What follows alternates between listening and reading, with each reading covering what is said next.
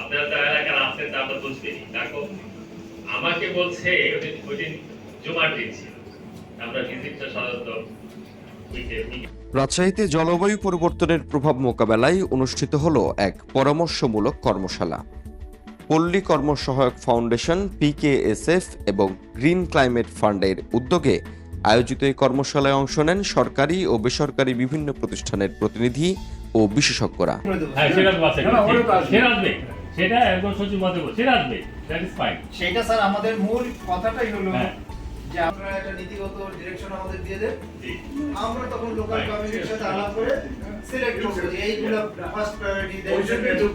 রাজশাহী বিভাগীয় কমিশনারের কার্যালয়ে এক্সটেন্ডেড কমিউনিটি ক্লাইমেট চেঞ্জ প্রজেক্টের আওতায় এই কর্মশালার আয়োজন করা হয়।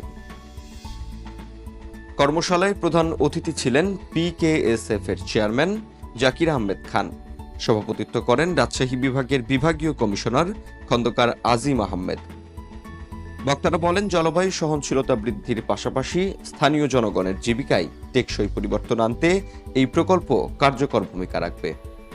প্রকল্পের কাঠামো, চ্যালেঞ্জ ও সম্ভাবনা নিয়ে বিস্তারিত উপস্থাপন করেন PKSF এর উপমহাব্যবস্থাপক ডক্টর মোস্তফা কামাল হোসেন আহমেদ। আয়োজকদের মতে খরাপ্রবণ রাজশাহীর মতো এলাকায় জলবায়ু পরিবর্তনের প্রভাব মোকাবেলায় এই প্রকল্প গুরুত্বপূর্ণ ভূমিকা রাখবে। জলবায়ু অভিযোজন এবং স্থানীয় পর্যায়ে সচেতনতা বৃদ্ধিতে এ ধরনের উদ্যোগকে সময় উপযোগী বলে মনে করছেন সংশ্লিষ্টরা। উত্তরভূমি ডেস্ক, রাজশাহী। কয়েক বছর আগে আমরা এত যে প্রমিজিং হবে আমরা কিন্তু চিন্তা করিনি। With the support of